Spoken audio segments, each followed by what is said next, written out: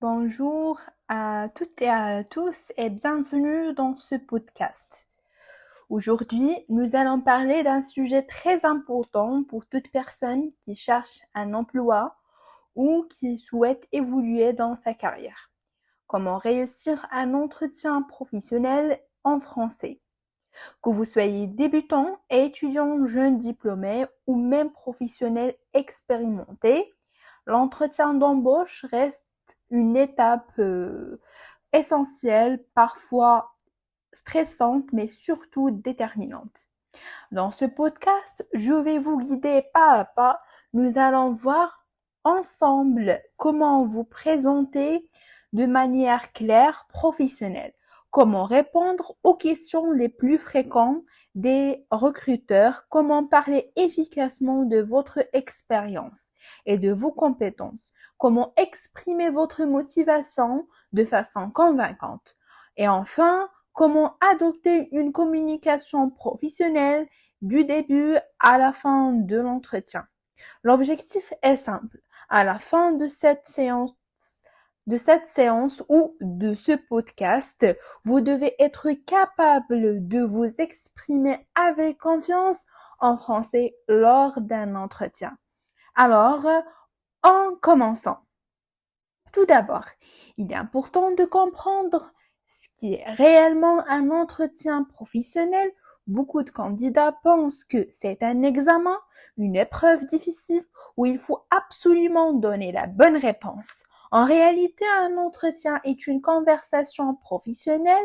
Le recruteur n'est pas là pour vous piéger, il est là, pour vous mieux vous connaître, pour comprendre votre parcours, vos compétences, votre personnalité et surtout votre motivation.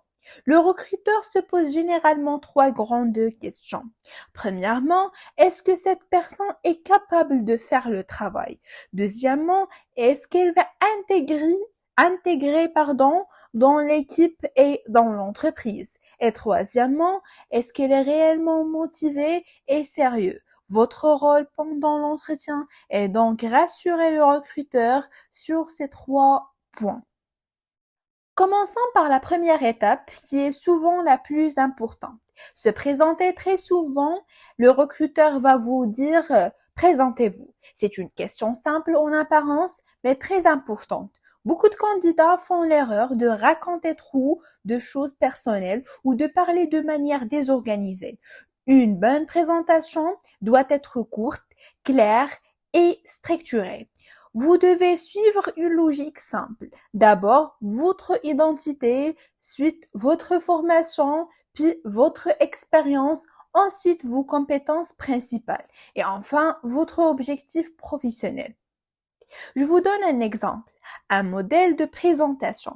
Bonjour, je m'appelle Ahmed, je suis diplômé en gestion d'entreprise. J'ai eu l'occasion de travailler pendant 2 ans dans une société ou une entreprise de service où j'occupais un poste lié à la relation client. Cette expérience m'a permis de développer des compétences en communication, en organisation et en gestion des situations difficiles avec les clients. Aujourd'hui, je souhaite évoluer dans un environnement professionnel stimulant où je pourrais continuer à apprendre et apporter mes compétences. Ce type de présentation est efficace car il est simple, structuré et professionnel. Il donne une image claire de votre profil. Passons maintenant à une autre partie très importante de l'entretien, les questions du recruteur. Le recruteur va souvent vous poser des questions sur votre parcours, vos expériences passées, vos points forts et vos points faibles. Pourquoi avez-vous quitté votre ancien emploi? Ici, il est important de rester positif, même si vous avez eu une mauvaise expérience. Vous ne devez jamais critiquer votre ancien employeur. Cela donne une mauvaise image de vous. Je vous donne un exemple d'une réponse efficace. J'ai beaucoup appris dans mon précédent poste, mais aujourd'hui, je souhaite évoluer vers de nouvelles responsabilités et découvrir un environnement différent qui me permettra de développer davantage mes compétences. Quels sont vos points forts? Une autre question. Ici, il ne suffit pas de dire je suis sérieux ou je suis motivé. Il faut toujours essayer de donner un exemple concret. Je vous donne un exemple. Je suis une personne organisée, rigoureuse. Dans mon expérience précédente, je devais gérer plusieurs tâches en même temps et respecter des délais précis. Grâce à mon organisation, j'ai toujours réussi à terminer mon travail dans les temps. Troisième question, par exemple, le recruteur peut, par exemple, poser la question suivante. Quels sont vos points faibles? C'est une question délicate, oui, mais importante.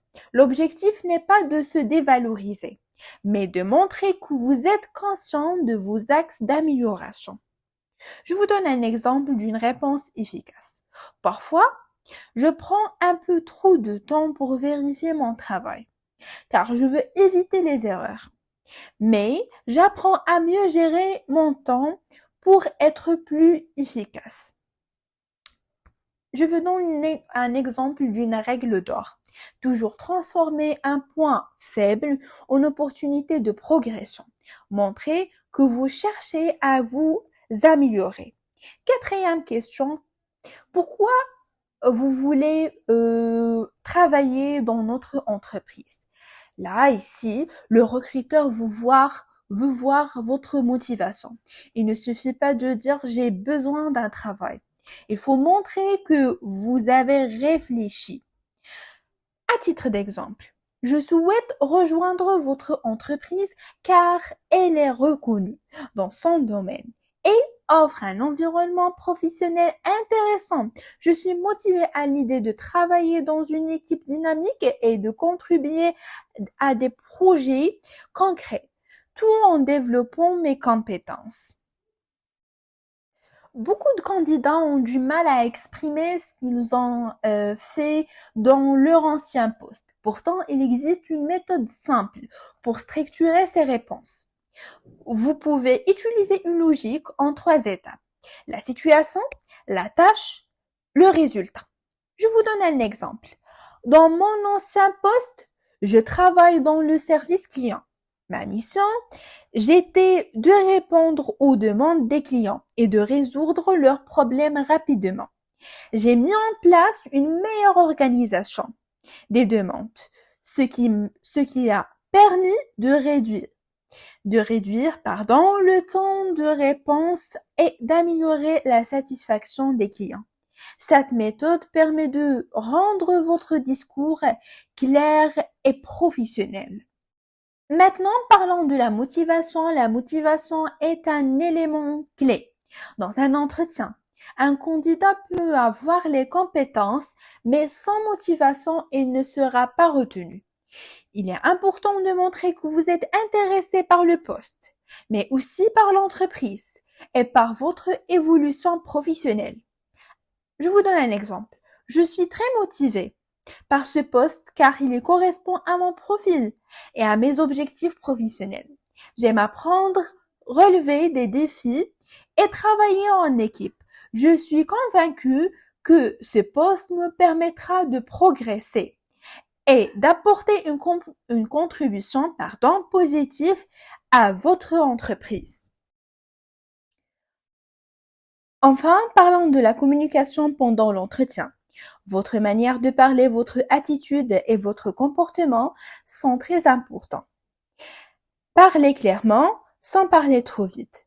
Restez calme, mais si vous êtes stressé. Écoutez attentivement sans interrompre. Restez respectueux et professionnel. Adoptez une posture droite et un regard confiant. N'oubliez pas que la communication ne passe pas seulement par les mots. Elle passe aussi par le regard, la posture et les expressions du visage. Un sourire léger, un regard confiant et une posture droite peuvent faire une grande différence. Je vous donne un exemple ou deux exemples des expressions que vous pouvez utiliser dans la discussion. Pouvez-vous répéter s'il vous plaît? Ou vous pouvez dire par exemple, je n'ai pas bien compris. Pouvez-vous reformuler la question? Très bien. Pour terminer cette séance ou ce podcast, retenez une chose importante. La clé de la réussite dans un entretien n'est pas la perfection, mais la préparation. Plus vous vous entraînez à parler, plus vous préparez vos réponses, plus vous gagnez en confiance. Essayez de vous entraîner à voix haute et de simuler des entretiens avec des amis ou devant un miroir. Et surtout, croyez en vous. Un entretien est une opportunité de montrer que vous êtes qui vous êtes réellement. Merci d'avoir écouté cette séance ou ce podcast. J'espère qu'il vous aidera à mieux vous préparer et à réussir vos futurs entretiens professionnels. En français, bien sûr. Bonne chance à vous et à très bientôt. Merci.